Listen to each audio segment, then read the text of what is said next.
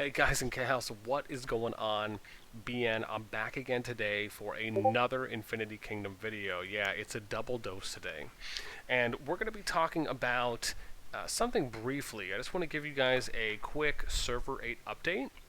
And this is just going to talk about where we're at right now on the server, kind of what's being done, how does the map overview look, right? What are relationships like, any potential drama that's going on. Got to give you a little bit of some juicy stuff too.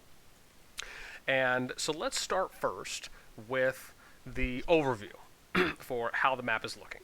All right, so server 8, we are at, let's take a look at our age. So we are currently 6.5 days, almost 6.5 days old.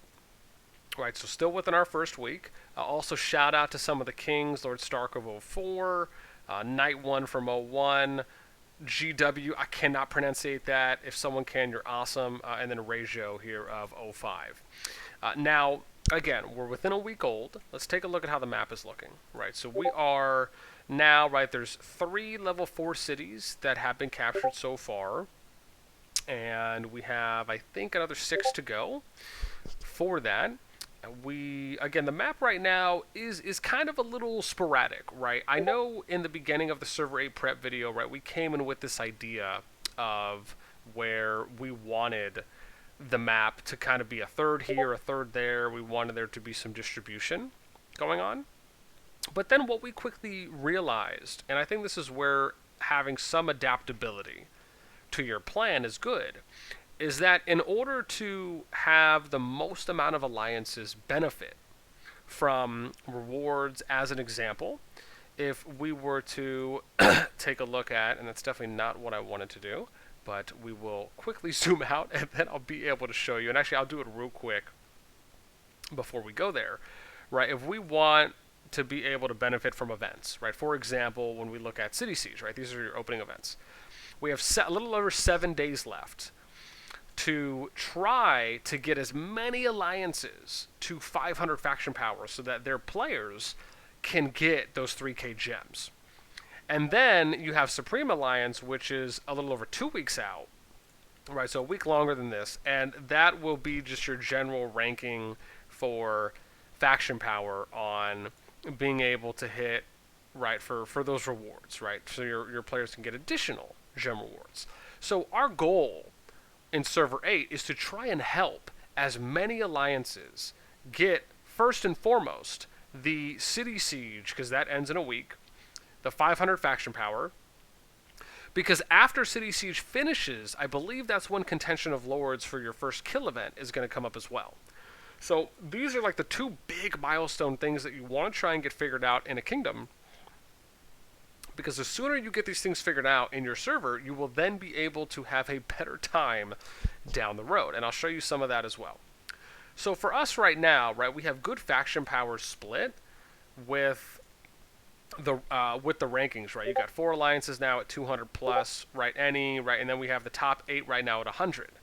So again, we're looking really good. HLS is actually working, I think, on their city, their level 3 here in a little bit. So they should hopefully be boosting theirs closer to 100. So again, right, the idea is that in our kingdom, we want to try and have, and let me, a brief moment to say this. If you've watched my history video on what it's like in the first 4 kingdoms, and then how the 5th kingdom and the 6th kingdom are looking like, and the trend that we've heard could be happening in the 7th kingdom, is that, and this is just focusing on the first 4 for now, right? Because when a server starts, you can go anywhere on the map, right? You can attack anyone if you want, right? There's no borders, so to speak. And the cities is really more of like a first come, first serve, right? It's the first to grab, first to capture. And when that happens, you're eventually going to run out of cities to capture, right? And from there, eventually your top alliances will, and they may, start fighting over certain cities, or if you have one alliance that has higher faction power than another, you know, then you can potentially have alliances being blocked off from hitting higher tiers. They can counterattack you while you're attacking cities, right, to try and time out when you're doing your siege, to then attack you at a certain time during it, right, to stop you from getting it. I mean, anything and everything could potentially happen, right, if there's no level of structure or organization in your server. And that's one of the great things that I personally love about what we've done in server 8. Now I'm just going to show you this for a brief moment, right? But this is our S8 council server that we have set up, right? And this is for server 8. And you can see, right, we have 36 players in here from the top 20 alliances, right? And you'll see I have all of them listed here, right? We're still having more come in as well.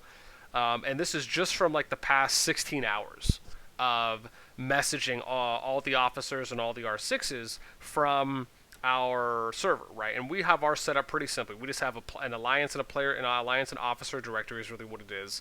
And then we have announcements, we have a council chat, we have an officer chat, right? Then we have our topics, right? These are the things that are coming up. So like City Siege for faction power, our kill event, right? Pretty simple.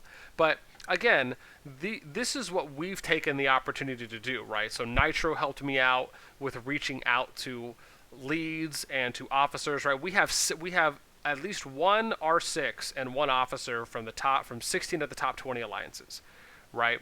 We have a leader in the S8 Council server from the top 12 alliances, right? So what we're really taking a big proactive approach to trying to make a good effort to support all of the top alliances, to try and get as many alliances and as many players these free rewards as we can as we kind of navigate server 8.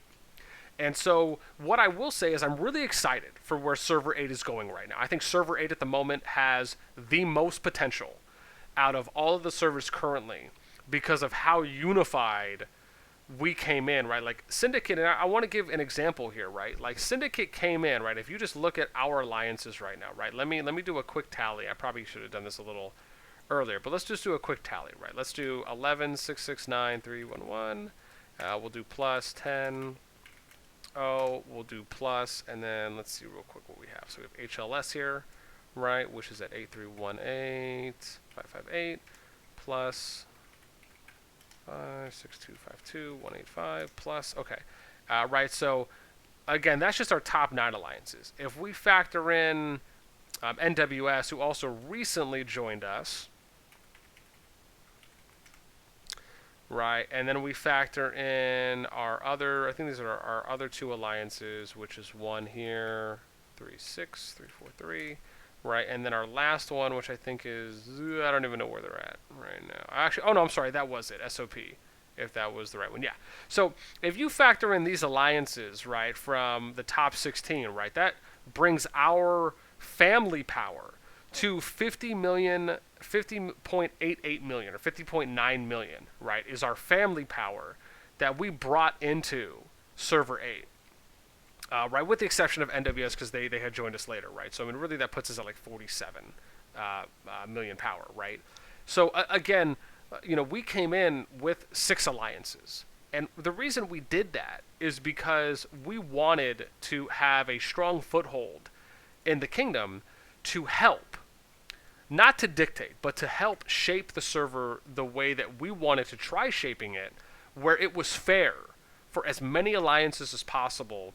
Because the volatility right now in a lot of servers is that if you don't have any structure or organization, when that first contention to lords or kill event comes up, and once cities start being occupied and you have these event stages that are ending, right, that's when you're going to start seeing a lot of attacking, and that's more or less kind of what we've seen in the first 4 servers happen, is that there's just a lot of attacking, a lot of killing, and a player inactivity dropping off because of that.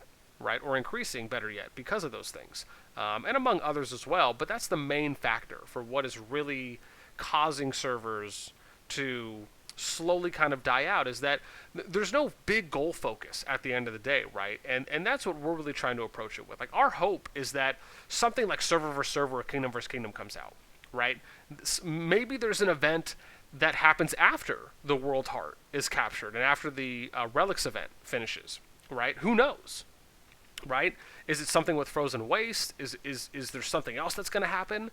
Are there other events?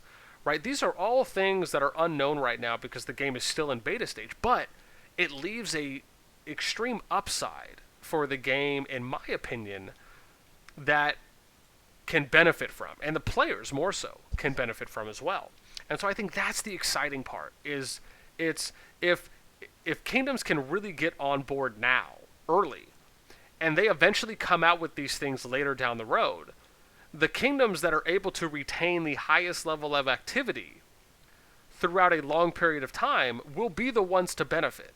And I'll give a quick example for anyone here who's watching my video if you've played Rise of Kingdoms, right? Kingdoms like 1196, 1093, right? These were kingdoms, among others, that established themselves early on before they came out with a migration system, right? Where basically players could just join any server they wanted to for, and there's no fees or penalties or anything, right? Those kingdoms lasted until KVK1 came out, and even well after that, right? And they were able to maintain themselves as the top 4, and then 93 consecutively being the top 1 kingdom for a very long time, right, for power. And they benefited a lot because of that. And so I think that's the hope, that for those of you who have played Kingdom Builders before, that we at least look for when it comes to how we'd like to build Server 8. And there's a lot of other things we want to do, and I'm sure I just gave you guys a nice appetizer. And I'll definitely keep you updated on how we're going, and I'll try and post like a weekly, if not bi-weekly update video on Server 8. But I hope this at least gives somewhat of an insight, right? That even though Syndicate is the biggest family, right? We have the most family alliances, right, in the top 9 in the kingdom.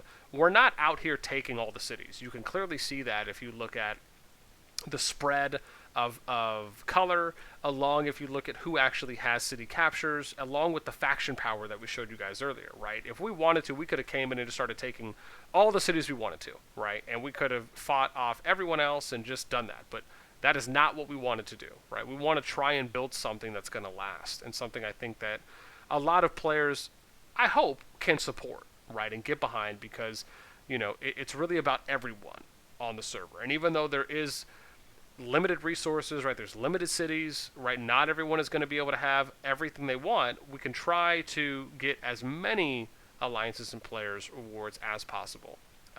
So anyways, I hope you guys enjoyed this video. I'm going to be trying to come out with a couple more videos, one each day, if not every other day going forward, now that I have a little more free time. And until next time, man, keep enjoying IK, guys. Global releases on the way. I know I need to make some more videos about that. Oh, man, it's an exciting time for Infinity Kingdom, and I am so happy that we got into it early. But I'm out. Peace. We'll catch you next time.